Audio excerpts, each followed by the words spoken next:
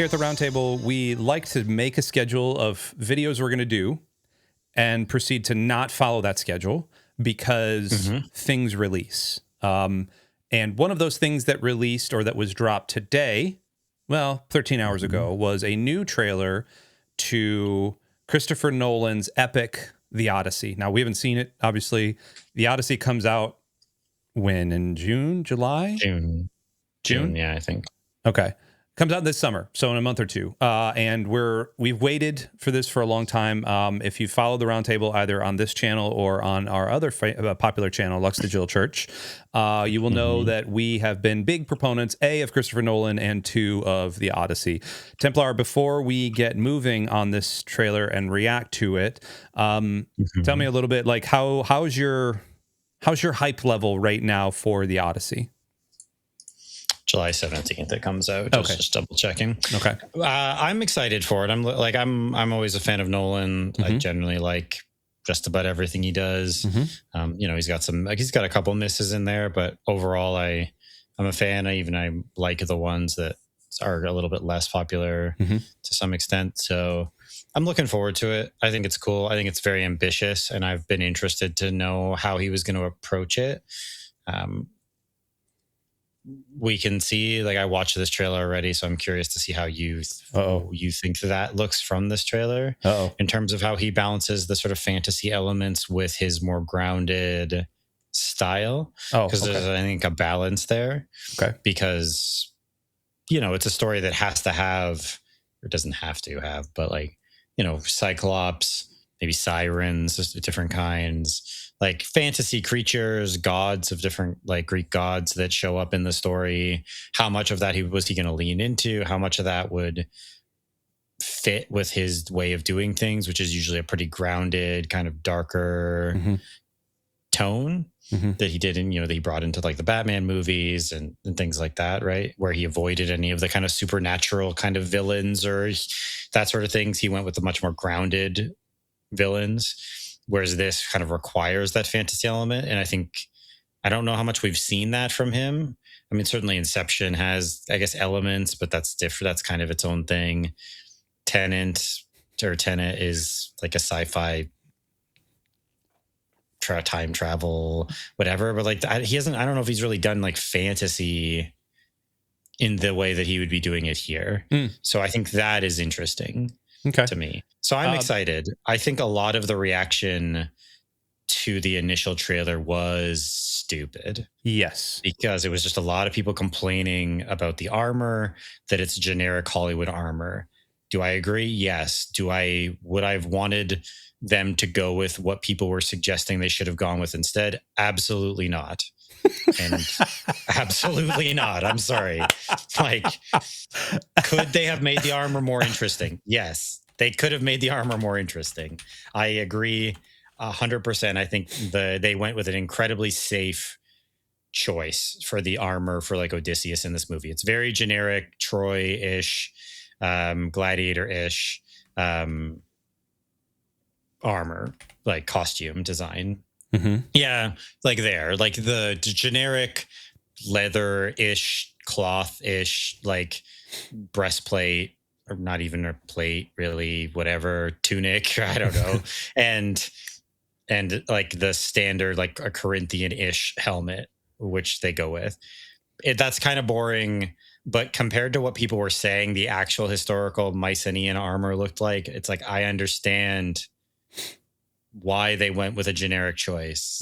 I do. I'm sorry. I just get it. So to me, a lot of the complaints around that were boring. And as a history guy, I get it, but I just think it was too much. And I think represents more of a lack of understanding on how Hollywood works and you don't have to like how Hollywood works, to be clear, but I think expecting them to go with this very ornate bronze, ringed different designs that looks like Matt Damon would have been wearing I don't know, the lower part or the upper part, I guess, of Russian nesting dolls or something. I'm sorry, I'm not, that wasn't ever going to happen. And I think they made the right choice, because this, again, it looks generic, but it translates fine on screen. It allows the actors to move around. Putting them in some huge brass apparatus would not have gone well. So this it's is fine. good.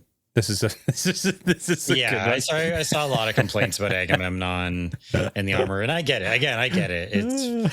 I didn't really see the Batman thing, I guess, just because it's black. Yeah, so that was it there, where you could kind of see the Troy, that one. like that one on the right is like historically what the Mycenaean armor actually kind of looked like.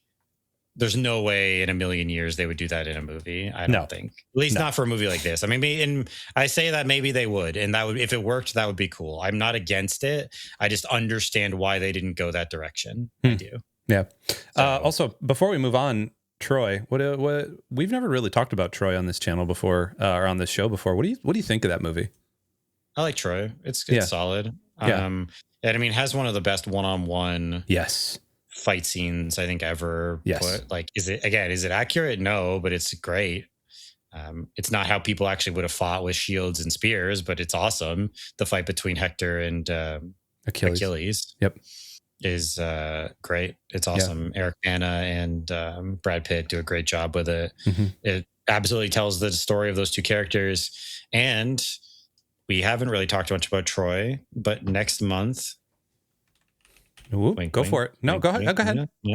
Go ahead. We're going to be back into bracket season next month. So starting in June, we are kicking off a 64 entrant bracket of the greatest action movies of all time, which Troy made the list. Again, if you're wondering why Troy's on the list, vibes. Absolutely vibes. Because we wanted kind of a bunch of different types of movies, cover some different things on there. So like Gladiators on there, Troy's on there. It is a lot of more traditional sort of gun action type stuff, your Schwarzeneggers and your Stallones and, so on and so forth. But so we're starting off action movie bracket in June. The bracket's already made. I got excited and I made the whole bracket up like a month in advance. So we're just chilling until the first week in June. We'll kick it off. We'll do our voting on our first round and we'll be going through it. So looking forward to it. So we will be talking about Troy in that bracket. This, if you ever needed any other kind of motivation to watch what we're going to talk about, let me just give you a little bit of this right here. I hate him the most. We need him, my king. Yes, we do. For now.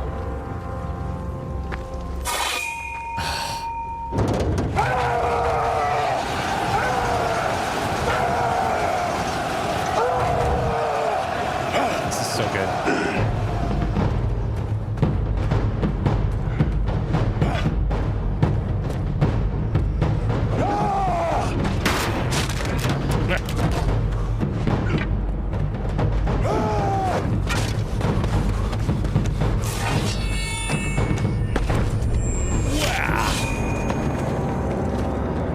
Walks away. Smooth. So good. So good. Just so good, right? It's very well done. Yeah. Yeah. That's not what we came to. We should just stream the movie Troy. I get so pumped for whatever reason. Troy, I know it's not like historically an accurate movie. I know it's not a great movie. I get pumped watching that movie, man. It's got some great moments. The cast is great. It does. The Brad Pitt effect. I am a sucker for a Brad Pitt movie. Yeah. Oh, that's right. Sean Bean. Yeah, Sean Bean is Odysseus. Yeah, that's true. Yeah. Wow. Okay. I have not watched this trailer. Templar has. We're going to react to this trailer in 5, 4, 3, 2, 1.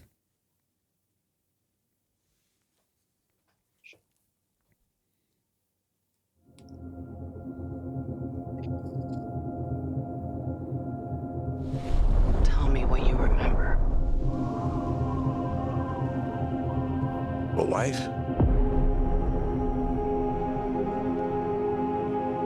A son? And then what? We won the war.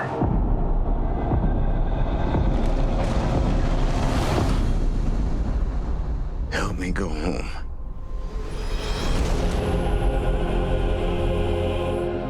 This is a household waiting for master.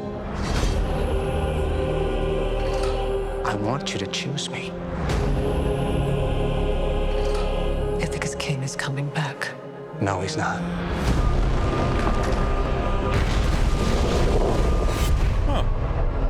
What would he do if he came back here and find all these suitors in his house? You're pining for a daddy you didn't even know, like some sniveling bastard. Who's looking after your wife and son? Do you see? My dad is coming home. Bringing vengeance. Bringing it all.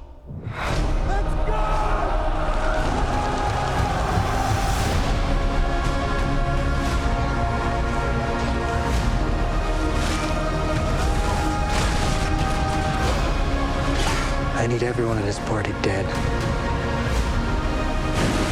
I can still save them.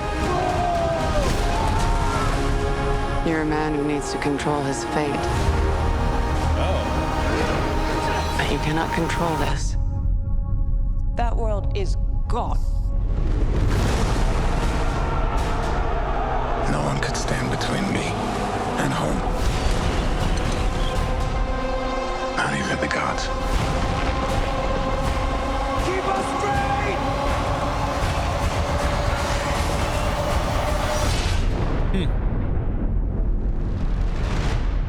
I think it's asleep.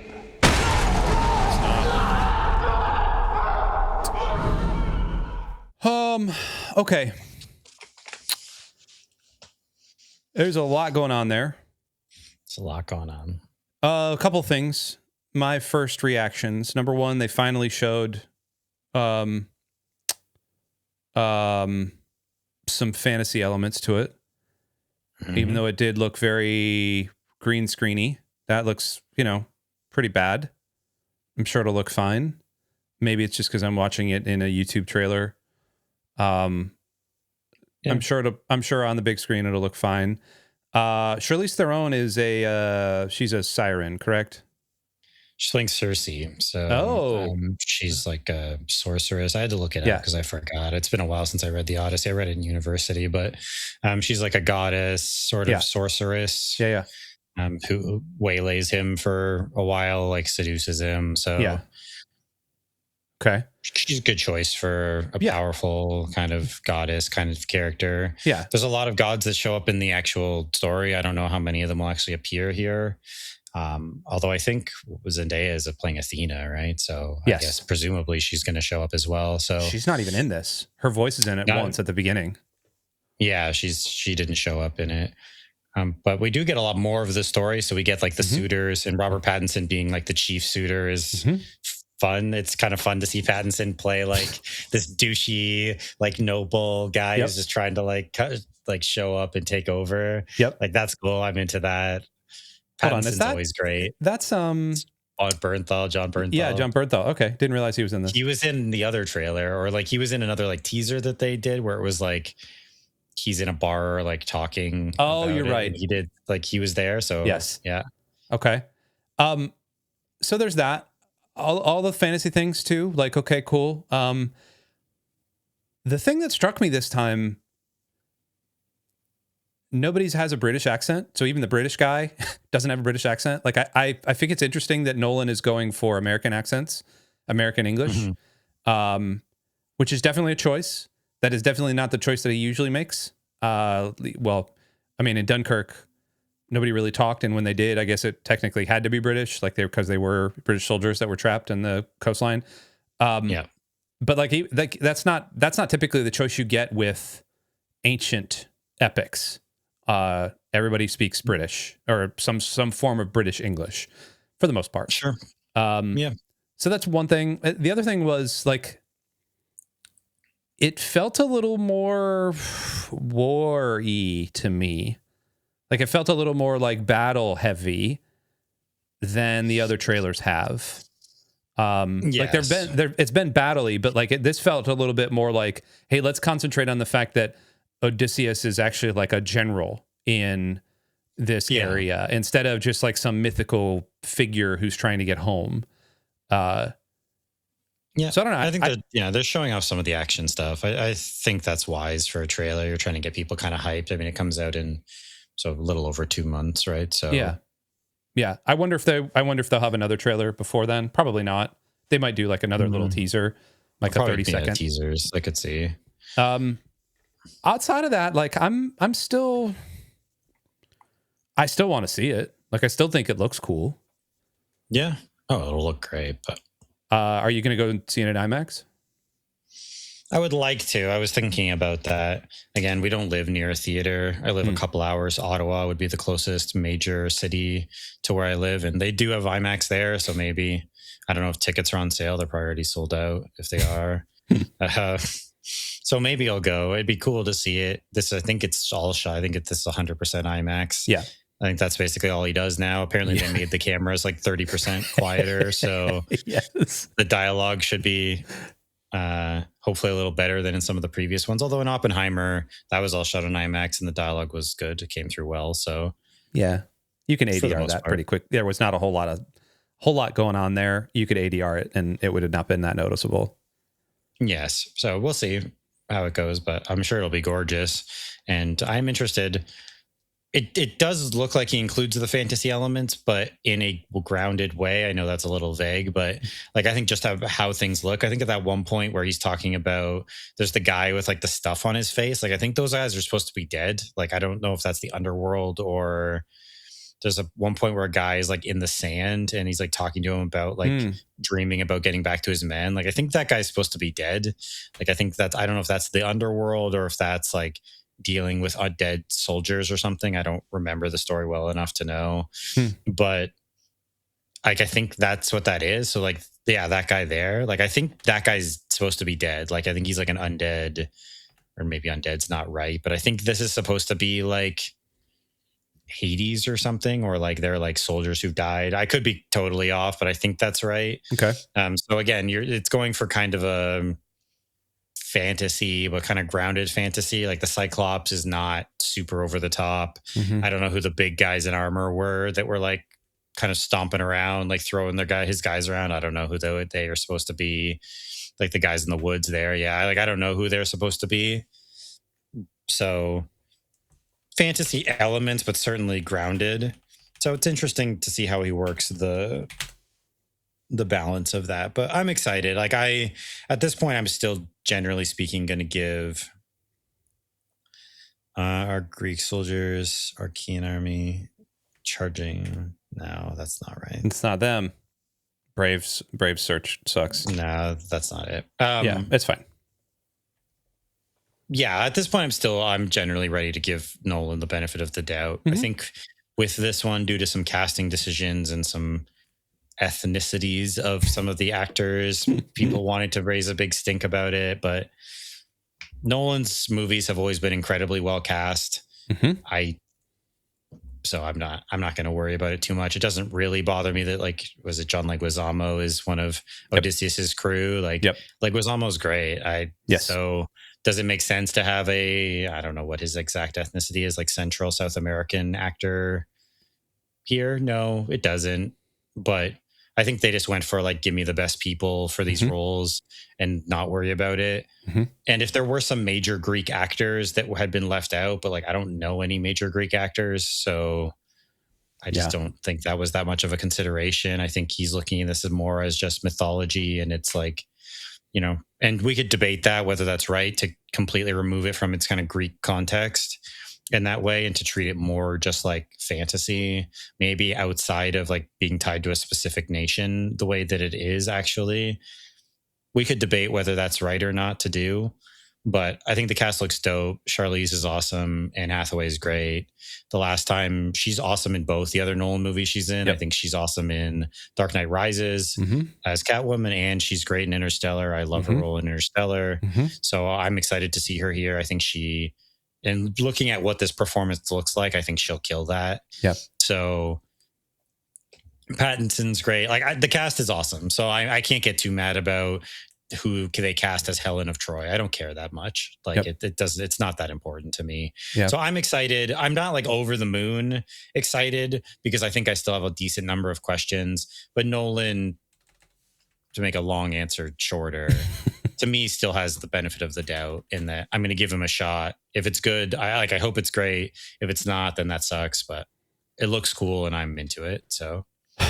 So here's, I guess, the big thing then. Benny, that's right. I forgot that Benny Safdie's in this. Which there's controversy about that because he's Iranian and like the Persians were fighting the Greeks at various points at this time. So there was some controversy that people wanted to bring up there, right? That they made Agamemnon Persian. Yeah, who cares? Elliot Page is in this, of course. I mean, I love Inception. Great in Inception. Mm-hmm. I don't know. I haven't. Obviously, a lot has changed in their life since then, so I have no idea what their role will be like in this movie. Yep. I think all in all, like I'm still pretty pumped to see it. Like I'm not hyped about it. Let's put it that way. I'm excited. I'm trying not to like go in with too high of expectations because there's a lot here. This is a big ask. I'm curious how long this movie will be. I have to believe it's going to be like 3 hours plus, like going to be in that 3 hour range. It's a lot of story to tell. And I see no impression here that it's a part one. Like, I don't know. I don't think it is, like, but I mean, that's the Odyssey's not that long of a story. Well, I feel like there's a lot in it. I mean, Sure. in terms of like representing it, maybe it's not as long as I'm thinking it is. So yeah, I'm excited. I love Nolan. I'm excited for it. I still have a decent number of questions though. So I'll be there. I'll see it. I'm probably going to try to see it in IMAX and hopefully it's good. And I am curious what he does after this. And we can talk about it when this movie comes out because I don't know how much bigger you can go in terms of storytelling. And I feel like Nolan, I mean, is that where he has to go? Like he just has to find increasingly large epics to film. Like he's going to do the Bible. Like let's remake the 10 Commandments or something. Or like that'd be pretty dope. Like, I don't know. I just don't think Nolan needs to. Like, I would love to see Nolan after this make like an Insomnia. Like to make something like that. Like I just don't. I know he's IMAX guy and everything's huge and huge budgets, and even like Oppenheimer, which is not ostensibly that big of a movie, is like huge movie because it's Nolan. Like, and it is a character study, but it feels huge. I think he doesn't need to make everything so epic, and I would love to see him make something smaller scale. At what point does he turn into Michael Bay or Jerry Bruckheimer, where he just starts producing other people's? Yeah. Oh, I want to see him make movies. So I hope that. I mean, I know they do produce some stuff. Like he produced some of the DC stuff, but I want to see him direct. I don't really care about him producing stuff. That's whatever. I'm just saying like for the money. I think, yeah. Well, I mean, I think he's doing fine. I think he's doing well. The ratio, the splits he gets for his movies are insane. Like no other director, I think, gets the kind of splits that he gets for percentage of cut. But I'm just interested to see what he does after this. I mean, I know it hasn't even come out yet. Because to me, that's often the question with him is like, what's he going to do next? So, he does Dark Knight Rises, and then he does Dunkirk, and then Oppenheimer. Tenet. Sorry. Then Oppenheimer. So you do like kind of an original sci-fi, very strange, inverted sort of whatever time travel movie that no one understands, and that you basically have to tell people it's just vibes, just go with it. And then, then Oppenheimer. Well, you do a war movie, like really grounded war movie where you never show the Germans really. Crazy sci-fi time travel movie, Oppenheimer, character study. You finally get your Oscar wins, justifiably. I think. Like I think Oppenheimer's a great movie. Massive, epic, foundational Western civilization tale. I mean, where do you go? Like, what do you do now? Like, I don't know. One of the things I've heard apparently him talk about is like making a horror movie or doing like some things like that. Like, I think that part of the original idea for Inception was it was going to be like a horror movie. Which you could see how that, like something based in dreams could be kind of like more like that. And then he also, I think, kind of said that Dunkirk in a way was kind of a horror movie because of the psychological like pressure and that of it. So, but it'd be interesting to see him take on something more genre heavy that isn't sci-fi, because obviously he's done a lot of sci-fi stuff. So here's a question: if he didn't sign up for Batman, the Batman trilogy, would he be as popular as he is? No. Okay. Because I think he'd be more more in like I feel like he'd be more in a Tarantino type of vein if he never did Batman, where like you're popular, you're well known, you have people who really love your movies, like they'll do well, but like in terms of the scale he operates at, there are a few directors, like maybe Denis, like is at that same kind of level. I don't even think he's there yet. No, but he's in that zone with Dune and that, because those movies are huge, right? So like, no, I don't think so. And it's The Dark Knight and then Inception that are the movies that will continually get him like blank checks for his movies kind of forever. And obviously he's had a lot of successes since then, but you know, because Interstellar was, people are mixed on it, but the IMDb rating there actually was quite high for it, higher than I realized. For what? For Tenet? For Interstellar, because I know that one was a little divisive when it came out, but 8.7, that's quite high. It has there has been a re-reckoning on Interstellar, I feel like, in the last 5 years or so. I appreciate that. Yeah. But then, you know, Oppenheimer makes like $1 billion or 900 million. It's like a rated R character drama with just like nothing but people talking in rooms about science and butts and Cillian Murphy's butt. Yeah. And it makes 900 million to $1 billion. Yep. And wins multiple Oscars. And it's like, I don't know, man, you're going to write the check for the guy. Like until he has like multiple flops in a row, like you're going to write the check. Even then you'll probably still write the check. It just won't be quite as big of a check. Here's a question: Jonathan Nolan or Christopher Nolan? Because Jonathan Nolan has been on some banger TV shows. He has been showrunner for some bangers. Westworld, Person of Interest are particularly bangers. I mean, I would go with Chris. I don't know how close that would be. He worked with Chris on a few things as well. I know Person of Interest is kind of one of those shows that people really stick up for, I think, or people talk about maybe it doesn't get the kind of love that it should get. It doesn't. Yeah, it doesn't. And then Westworld, though, wasn't Westworld one of those shows that people were like, oh yeah, the first season's great. And then everyone's like, it kind of fell off, like whatever. First season and a half, but Fallout is really, really good. Production stuff, I never know how much credit to give a person for production. Like, I don't know if he wrote for it. I mean, I guess he's the executive producer. Maybe he's heavily involved. I never know what to make of that. So production, we're like producing stuff. It's always hard for me to know how much credit to give someone or not to give them. So I'll take Chris. Like, again, I like pretty much all of his movies. For me, my least favorite movie of his, if we're not going to count Following, which is like his early, like $6,000 whatever student movie, film, would be Dark Knight Rises. And even that movie I think is solid and has some cool stuff in it. Like Tom Hardy and Anne Hathaway, I think, are both great in it. Yeah, absolutely. But if you'd like to hear more about that, you can go back to our episode on our Nolan rankings. We're just redoing all of the things we've done before. We're just redoing our Nolan discussion, which we have a whole episode on our Nolan rankings. I'll try to link that in the doodly doo. See which very big movie that Chino left off his top 10. For good reason. And spoiler, it was not Tenet. I did leave that one off. There we go. Anything else to add about Odyssey, before we get out of here? I don't think so. I finished Mouse PI.